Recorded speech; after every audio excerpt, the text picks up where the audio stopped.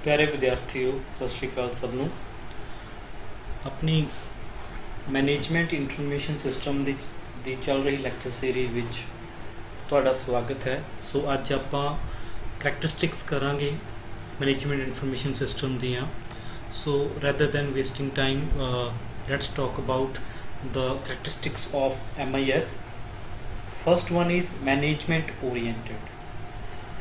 As the word said, the basic objectives of MIS is to provide information supports to the management in the organization of decision making. मतलब की है कि MIS ਦੀ role ਹੈ, ਉਹਦਾ duty ਕੀ ਹੈ, ਇਹਦਾ basic objective ਕੀ ਹੈ ਕਿ ਇਨਫੋਰਮੇਸ਼ਨ ਪ੍ਰੋਵਾਈਡ ਕਰਨਾ ਮੈਨੇਜਮੈਂਟ ਨੂੰ।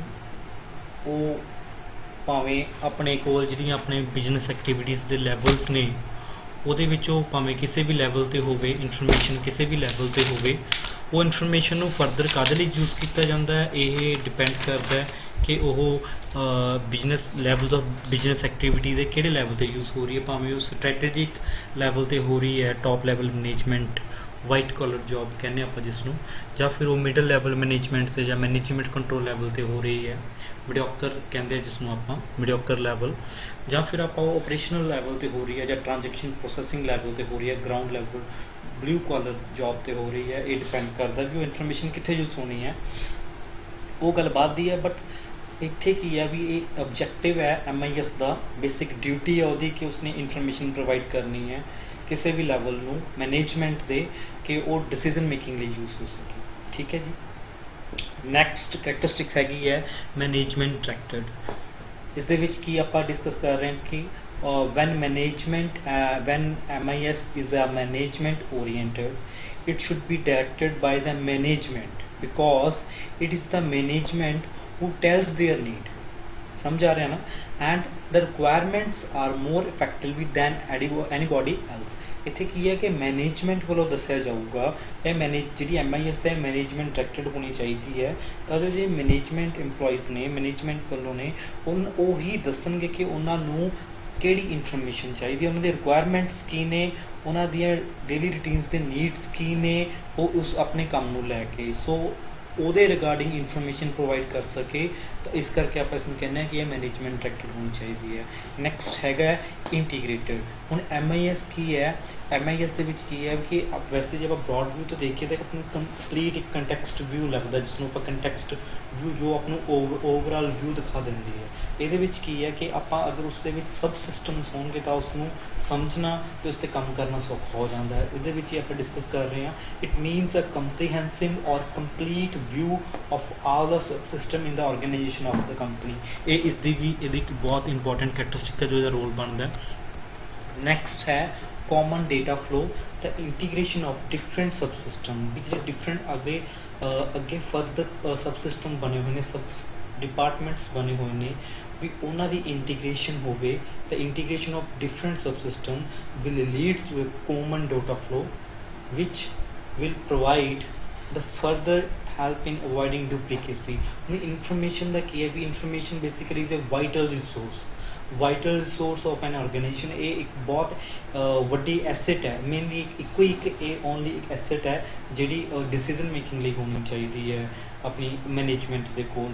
ਸੋ ਇਹਦੇ ਵਿੱਚ ਕੀ ਹੈ ਕਿ ਹੁਣ ਅਗਰ ਜਿਵੇਂ ਆਪਣੇ ਕੋਲ ਡਿਫਰੈਂਟ ਸਬ ਸਿਸਟਮਸ ਨੇ, ਇਹ ਹੁਣ MIS ਦੀ ਡਿਊਟੀ ਬਣਦੀ ਹੈ, ਇਹਨਾਂ ਦੀ ਕਰੈਕਟਰਿਸਟਿਕਸ ਹੈ, ਇੱਕ ਰੋਲ ਹੈ ਜਿਸ ਦੇ ਵਿੱਚ ਉਹਦਾ ਕੀ ਹੈ ਵੀ ਇੱਕੋ ਹੀ ਇਨਫੋਰਮੇਸ਼ਨ ਸਾਰਿਆਂ ਕੋਲ ਹੋਵੇ, ਉਹਦੇ ਵਿੱਚ ਕੋਈ ਡੁਪਲੀਕੇਸੀ ਅਤੇ ਰਿਡੰਡੈਂਸੀ ਨਹੀਂ ਹੋਣੀ ਚਾਹੀਦੀ।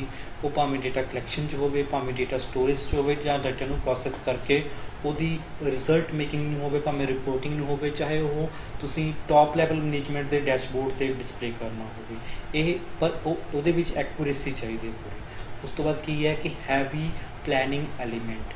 MIS ਕੋਈ ਆਪਾਂ ਜੇ ਕਹਿ ਦਈਏ ਕੋਈ ਇੱਕ ਅੱਧੇ ਦਿਨ ਦੀ ਕੋਈ ਗੱਲ ਨਹੀਂ ਹੈਗੀ। ਇਸ ਨੂੰ ਅਪਲਾਈ ਕਰਨ ਦੇ ਲਈ ਇੱਕ ਆਰਗੇਨਾਈਜੇਸ਼ਨ ਦੇ ਵਿੱਚ ਆਰਗੇਨਾਈਜੇਸ਼ਨ ਨੂੰ MIS ਦੇ ਅੰਡਰ ਓਵਰਆਲ ਇੱਕ ਕੰਸੈਪਟ ਦੇ ਵਿੱਚ ਲੈ ਕੇ ਆਉਣ ਲਈ ਕਾਫੀ ਦੇਰ ਦਾ ਟਾਈਮ ਲੱਗ ਜਾਂਦਾ। ਇਹਦੇ ਵਿੱਚ ਦੱਸਿਆ usually takes 3 to 5 years and sometimes much longer period than the mentioned one. Then next ਕੀ ਹੈ ਸਬ ਸਿਸਟਮ ਕੰਸੈਪਟ। ਹੁਣ ਇੱਥੇ ਕੀ ਹੈ when a problem is seen in two subparts, then the better solution to a problem is possible. ਹੁਣ ਇੱਥੇ ਕੀ ਹੈ ਵੀ ਅਗਰ ਆਪਾਂ ਇੱਕ ਪ੍ਰੋਬਲਮ ਨੂੰ ਸਬ ਪਾਰਟਸ ਦੇ ਵਿੱਚ ਡਿਵਾਈਡ ਕਰਕੇ ਉਸ ਨੂੰ ਸਮਝਣ ਦੀ ਕੋਸ਼ਿਸ਼ ਕਰਾਂਗੇ ਤਾਂ ਉਹਦਾ ਸੋਲੂਸ਼ਨ ਵੀ ਬੈਟਰ ਤਰੀਕੇ ਨਾਲ ਸਮਝਿਆ ਜਾ ਸਕਦਾ। ਨੈਕਸਟ ਹੈਗਾ ਕਿ ਕਾਮਨ ਡੇਟਾਬੇਸ ਠੀਕ ਹੈ। ਇਸ ਦੇ ਵਿੱਚ ਕੀ ਹੈ, ਇਹ ਇੱਕ ਬੇਸਿਕ ਫੀਚਰ ਹੈਗਾ MIS ਦਾ ਠੀਕ ਹੈ, ਜਿਸ ਦੇ ਵਿੱਚ ਕੀ ਹੈ ਵੀ ਕਾਮਨ ਡੇਟਾਬੇਸ ਦੇ ਵਿੱਚ ਇਨਫੋਰਮੇਸ਼ਨ ਸਟੋਰ ਹੋਣੀ ਚਾਹੀਦੀ ਹੈ। ਉਹ ਡਿਫਰੈਂਟ ਬਿਜ਼ਨਸ ਦੀ ਆਰਗੇਨਾਈਜੇਸ਼ਨ ਡਿਫਰੈਂਟ ਲੈਵਲਸ ਨੇ ਉਹ ਉਹਨਾਂ ਕੋਲ ਪ੍ਰੋਵਾਈਡ ਹੁੰਦੀ ਹੈ। ਨੈਕਸਟ ਹੈਗਾ ਕੰਪਿਊਟਰਾਈਜ਼ਡ ਇੱਕ ਐਕਟਿਵ ਬਹੁਤ ਇੰਪੋਰਟੈਂਟ ਹੈ ਇਹਦੀ, ਇਸ ਤੋਂ ਬਿਨਾਂ ਇਸ ਦਾ ਕੋਈ ਰੋਲ ਨਹੀਂ। ਹੁਣ ਇੱਥੇ ਆਪਾਂ ਕੀ ਗੱਲ ਕਹੀ ਹੈ ਕਿ management can be used without A computer, MIS can be used without A computer, but ਅਗਰ ਆਪਾਂ ਇਸਦਾ ਯੂਜ਼ ਕਰਾਂਗੇ ਨਾ ਕੰਪਿਊਟਰ ਦਾ ਅਤੇ ਉਹਦੀ ਸਪੀਡ ਦਾ, ਐਕੂਰੇਸੀ ਦਾ, ਹਰੇਕ ਚੀਜ਼ ਦਾ, ਤਾਂ ਉਹਦੇ ਨਾਲ ਕੀ ਹੈ increase the effectiveness and the efficiency of the system. ਵੀ ਜੋ ਵੀ ਸਿਸਟਮ ਵਰਕ ਕਰ ਰਿਹਾ, ਕੋਈ ਵੀ ਸਿਸਟਮ ਕਰ ਰਿਹਾ, ਉਹਦੇ ਵਿੱਚ ਉਹਦੀ ਇਫੈਕਟਿਵਨੈਸ, ਉਹਦੀ ਐਫੀਸ਼ੀਐਂਸੀ ਇਨਕਰੀਜ਼ ਹੋ ਰਹੀ ਹੈ MIS ਯੂਜ਼ ਕਰਨਾ ਠੀਕ ਹੈ ਜੀ। ਨੈਕਸਟ ਹੈਗਾ MIS ਦੇ ਅੰਦਰ ਕੰਪਿਊਟਰ ਯੂਜ਼ ਕਰਨਾ। ਨੈਕਸਟ ਹੈਗਾ ਯੂਜ਼ਰ ਫਰੈਂਡਲੀ ਹੈ, ਬਹੁਤ ਯੂਜ਼ਰ ਫਰੈਂਡਲੀ ਹੈ, ਇਸ ਦੇ ਵਿੱਚ ਕੋਈ ਸ਼ੱਕ ਨਹੀਂ ਹੈਗਾ। ਅਤੇ ਫਲੈਕਸੀਬਿਲਿਟੀ ਹੈ, ਕੋਈ ਇਸ ਦੇ ਵਿੱਚ ਕੋਈ ਜ਼ਿਆਦਾ ਕੋਈ ਮੇਜਰ ਇੰਸਟਾਲੇਸ਼ਨ ਦੀ ਲੋੜ ਨਹੀਂ ਪੈਂਦੀ, ਕੋਈ ਕੁਛ ਨਹੀਂ, ਬੜੀ ਫਲੈਕਸੀਬਲ ਹੈ, ਈਜ਼ੀ ਟੂ ਅੰਡਰਸਟੈਂਡ ਹੈ। ਦੈਨ ਹੈਗਾ ਨੈਕਸਟ ਹੈਗਾ ਆਪਣੇ ਕੋਲ ਜੋ ਆਪਾਂ ਡਿਸਕਸ ਕਰਨਾ ਹੈਗਾ ਇਨਫੋਰਮੇਸ਼ਨ ਐਜ਼ ਏ ਰਿਸੋਰਸ। ਹੁਣ ਆਪਾਂ ਪਹਿਲਾਂ ਵੀ ਡਿਸਕਸ ਕੀਤੀ ਹੈ ਵੀ ਜੋ MIS ਹੈ ਉਹਦਾ ਇੱਕ ਆਰਗੇਨਾਈਜੇਸ਼ਨ ਦਾ ਬਹੁਤ ਇੰਪੋਰਟੈਂਟ ਐਸੈਟਸ ਹੁੰਦਾ, ਇੱਕ ਵਾਈਟਲ ਰਿਸੋਰਸ ਹੁੰਦਾ ਜਿਸ ਨੂੰ ਇਨਫੋਰਮੇਸ਼ਨ ਕਹਿੰਦੇ ਹਾਂ। ਇੱਥੇ ਉਹੀ ਇੱਕ ਗੱਲ ਆਪਾਂ ਰਿਪੀਟ ਕਰ ਰਹੇ ਹਾਂ, information is the major ingredients of any MIS। Thank you, stay home, stay safe.